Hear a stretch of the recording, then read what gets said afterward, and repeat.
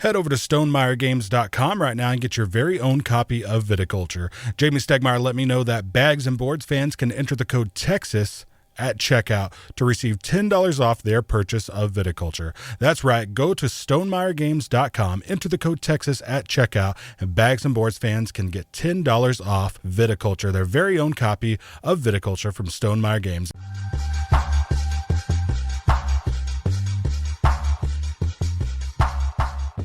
Let's get on to Viticulture. So, Lariat, you played Viticulture thrice. Yes.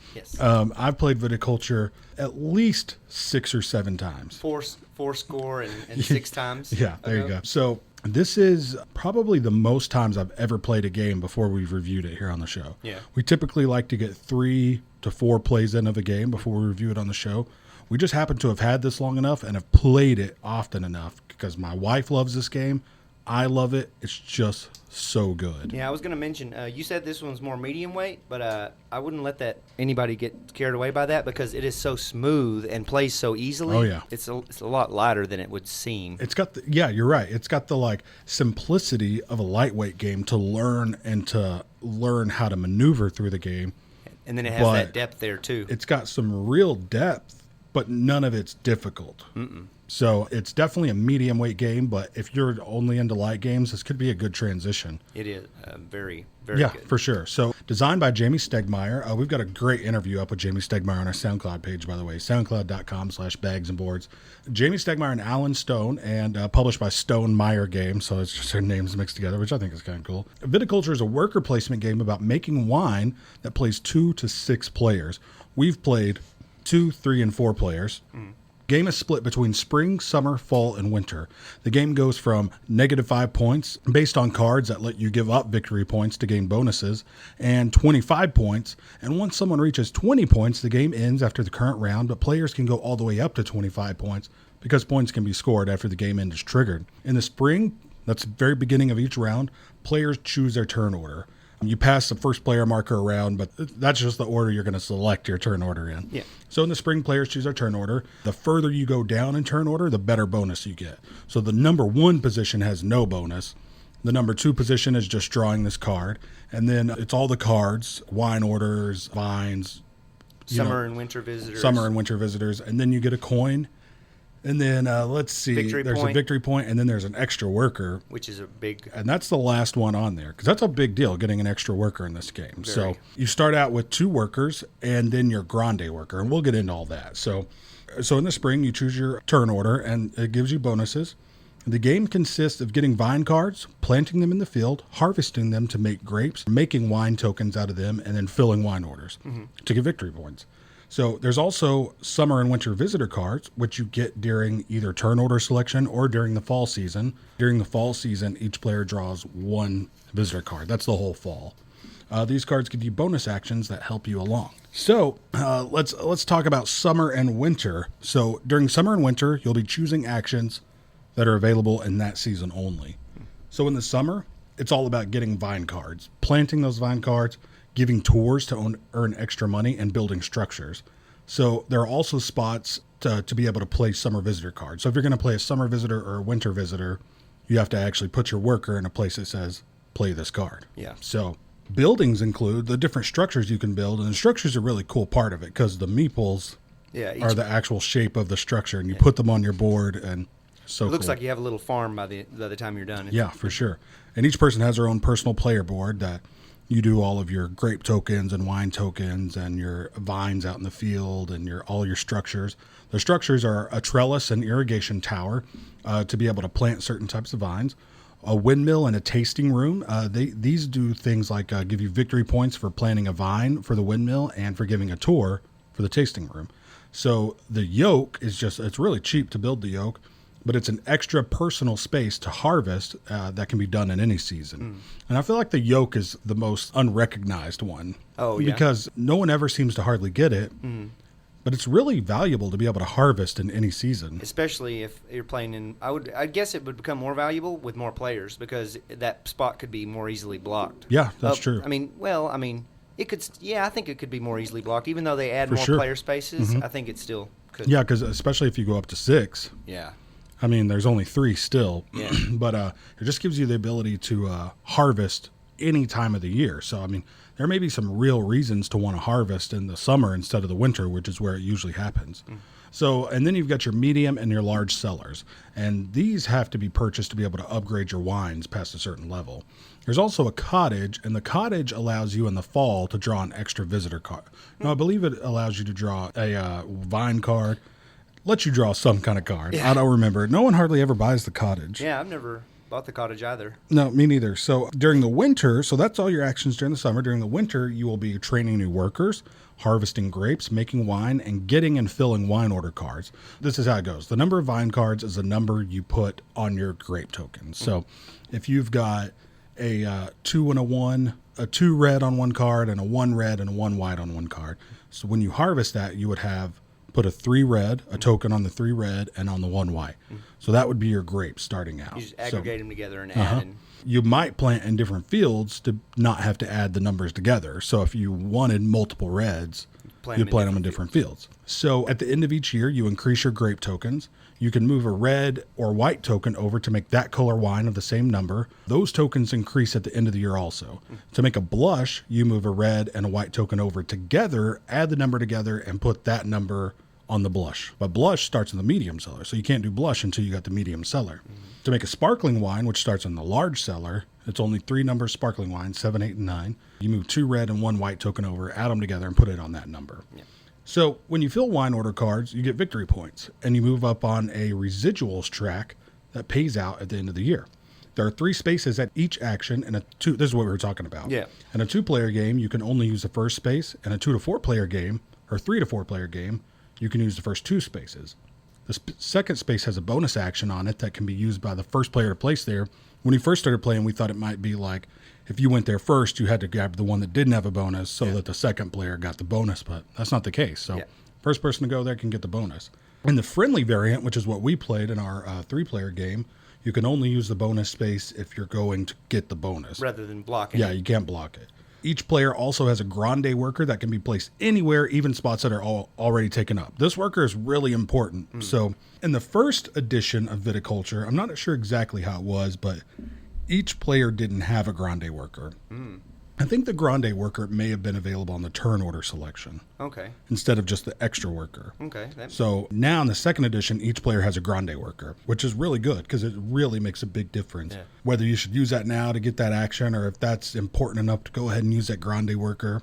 I mean, because you've got these plans, right? I'm definitely going to go there. But then somebody goes there and you go, now I got to use my grande worker. Yeah. Don't want to go there bad enough to use that now, or do I want to save it till later? So, Lara, to me, that's the game. Yeah, so that's everything. It sounds in the a little complicated, but it's not. We never even read the rule book of this game. Nope. I've never been able to play a game by just watching a video. I watched Rodney Smith Watch It Played, his video, just a real quick overview of the game, and we were going. I mean, it's that easy because it's on the side of the board. In the spring, you choose your turn order. In the summer, you do these actions. In the fall, you just draw a card. And in the winter, you do these actions. Yeah. And that's it. And then there's an end-of-year phase. The visitor cards, I'll say, have actions on them. So in the summer, you can play a summer visitor. In the winter, you can play a winter visitor. And they just give you special actions. And they can be really big. Like, they can help you do big moves, you know. That's one of the coolest things about the game, I think, are the visitor cards. So I agree. They can help you, like, where you're, like, down pretty far to, like, really making a big move, you know? There's definitely there's a ton of them. I know I haven't seen anywhere close to all of them. And every time we played, I always saw new ones.